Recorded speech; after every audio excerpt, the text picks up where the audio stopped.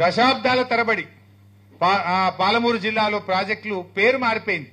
దాని ఎవడు కల్వకుర్తి, నెట్టంపాడు, భీమా, కోయిల్ సాగర్ అంటలేరుగా. వాటి పేరే పెండింగ్ ప్రాజెక్టులు. ఆ పేరు ఎవరు తెచ్చిండ్రు? ఇదే ఘనత వహించిన కాంగ్రెస్ తెలుగుదేశంలో పుణ్యం. ప్రాజెక్టుల పేరు మర్చిపోయినరు. పెండింగ్ ప్రాజెక్టులు పూర్తి చేయాలని పాదయాత్ర, పెండింగ్ ప్రాజెక్టులు పూర్తి చేయాలని నిరాహార దీక్ష. ఈ ఎన్నికల్లో మేము గెలిస్తే పెండింగ్ ప్రాజెక్టులు పూర్తి చేస్తామనే కాడికి వచ్చింది కథగా.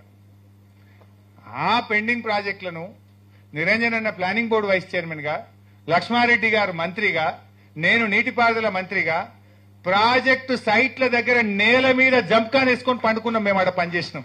పరుపులు వేసుకోలే, మంచాలు వేసుకోలే. మేము జంప్కాన్ వేసుకొని మేము ప్రాజెక్ట్ సైట్లలో పండుకొని రాత్రింబవళ్ళు పనిచేస్తే ఇవాళ పెండింగ్ ప్రాజెక్టులను రన్నింగ్ ప్రాజెక్టులుగా మార్చి 4,000 కోట్ల రూపాయలు ఖర్చు పెట్టి 8 లక్షల ఎకరాలు ఆ వలసల జిల్లా పాలమూరు జిల్లాకు నీళ్లిచ్చింది కేసీఆర్ ప్రభుత్వం, బీఆర్ఎస్ ప్రభుత్వం.